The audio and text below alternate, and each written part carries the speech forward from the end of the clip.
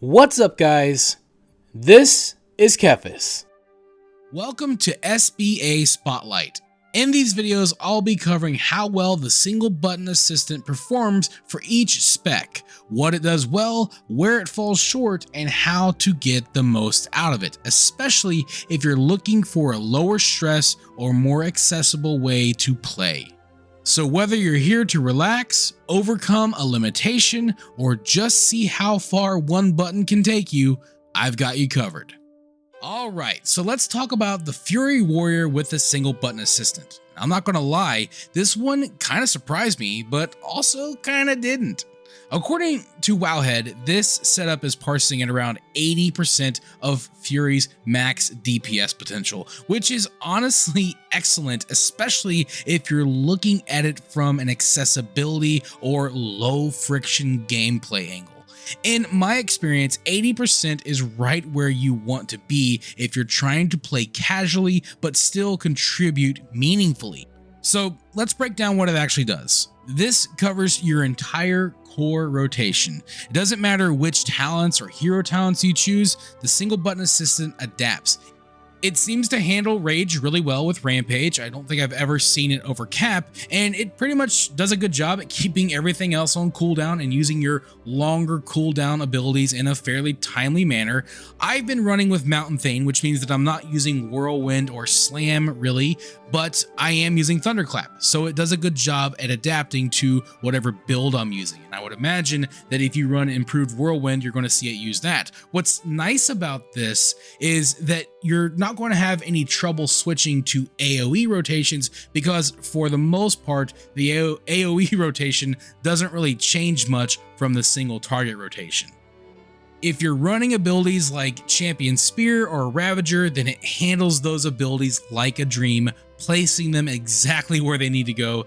It'll even toss out Heroic Throw if you're not in range. What it won't do though is obviously it won't charge or Heroic Leap. It doesn't use Battle Shout, which kind of surprised me because some of the other single button assistants for some classes will use some of your buffs. But in the case of Fury Warriors, you're going to have to remember to use Battle Shout if you don't have it active.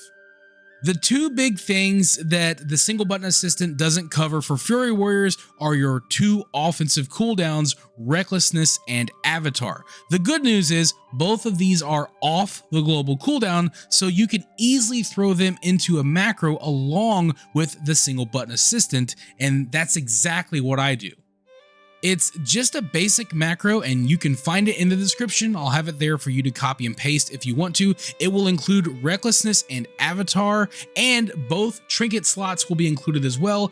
It will activate them once you are in combat, and then otherwise the macro will continue to use your single button assistant, and that one little macro fills in the gaps. After that, you're completely hands off. Set it and forget it. It's true one button territory at that point. Now, how does it feel to play? Honestly, it's smooth, much smoother than I expected. I've used GSE for many years, and for a very long time, Fury has always been one of the easiest specs to sequence, but this feels just as responsive, even with SBA's small global cooldown penalty. For anyone wondering how this stacks up against my own GSE macros, keep in mind that my macros have always been designed around accessibility. There are ways to use GSE that might be more optimal. GSE isn't limited by the global cooldown penalty that the single button assistant has. However, even with that, I feel like it's basically neck and neck. In terms of performance, they're both doing about the same damage, even with the penalty that the SBA incurs. It's also a lot smarter, and even though I've tried to make the most effective macro that I can, and I've gotten a lot of good feedback on it, I feel like it's basically the same. And since the single button assistant requires no setup, that's a win. If your goal is simplification, you don't have to do any setup, then I would recommend going with the single button assistant. And honestly, from here on out, that's probably what I'm going to do.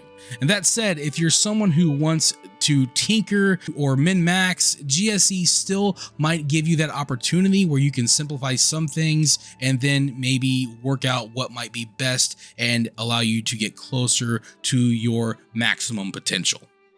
So if you're looking for a spec that plays well with one button and still hits pretty solid numbers, Fury Warrior is a great choice. It's incredibly user-friendly and you'll be able to do a lot of content in the game.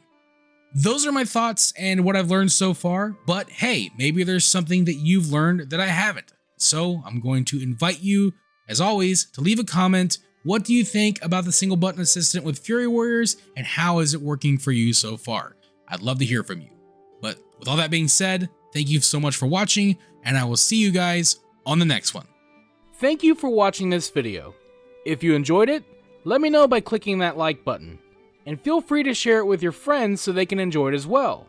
And if you'd like to see more videos, you can subscribe to the channel and click on the bell icon to be notified as soon as new videos are posted. You can also follow me on Facebook, and if you'd like, you can support my work on Patreon. Links to all that stuff can be found in the description below. This is Kephas. Until next time.